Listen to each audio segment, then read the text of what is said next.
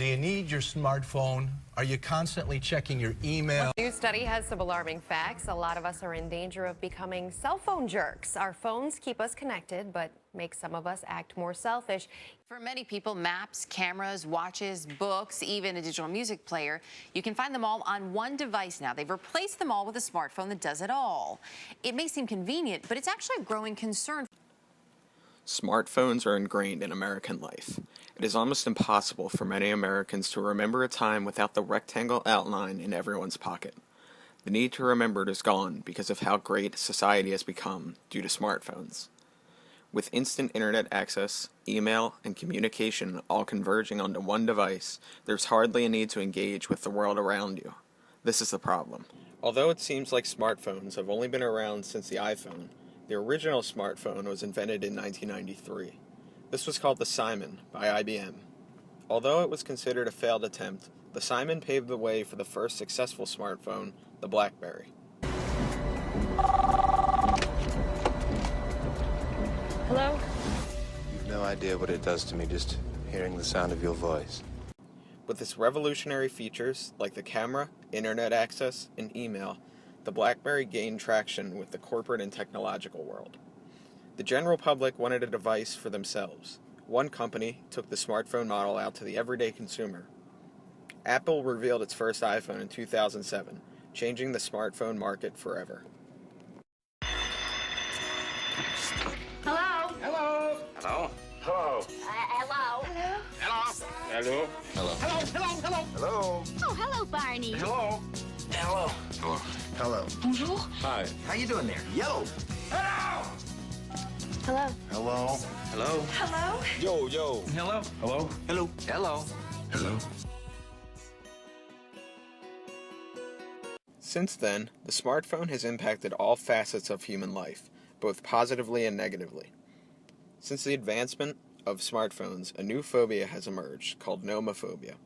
This is the fear of being without a cell phone. The minute that people are alone, at a stop sign, at the checkout line in a supermarket, they panic. They reach for a phone. That 9 out of 10 Americans own a smartphone. Within that group, 7 out of 10 admit to compulsively checking their phones, sometimes for no reason. So out of the 90% of Americans with a smartphone, many are convinced that they're not addicted. Probably not 2 or 3 minute intervals where I don't look at it, check for an email, check for a call, Twitter, Facebook, it's constant.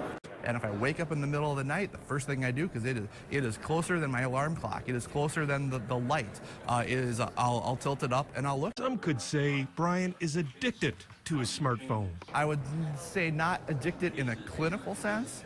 I believe that I could go without it, but I don't want to have to try. The rise in smartphone addicts has grown tremendously over the past year. From March of 2013 to March of 2014, smartphone addicts have grown 123%, according to a recent poll. According to this chart, 60% of smartphone owners admit to having their phone within arm's reach at all times. McDaniel's case is not unique. The DSM lists 5 stages of addiction, which are denial, anger, grief, bargaining, and acceptance. In an article from the St. Joseph's Health Center in Toronto, they say people in denial may admit that there are problems in their lives, but do not make the connection between a problem and their substance abuse. In a recent study by Flurry, which is an analytics software company that measures mobile usage, they define it as a consumer that launches apps more than 60 times per day. In their study, Flurry found that mobile addicts are not only growing, but they're multiplying. From March of 2013 to March of 2014, mobile addicts grew from 79 million to 176 million. That's the growth of 123% in 1 year. Digging deeper into these statistics, Flurry found that the most addicted were teens, children, and college students. This is Dylan. He's 4. He's still learning to read and write, but type on a tablet, download an app, run this game, no problem. Impressive? Meet the McKeediacs. Their 2-year-old son, another whiz. What game do you want to do? Look at these little fingers go. He downloads games, and he'll even snap your picture. You're going to take this away, okay? They've scaled back on screen time, but this is what worries them most.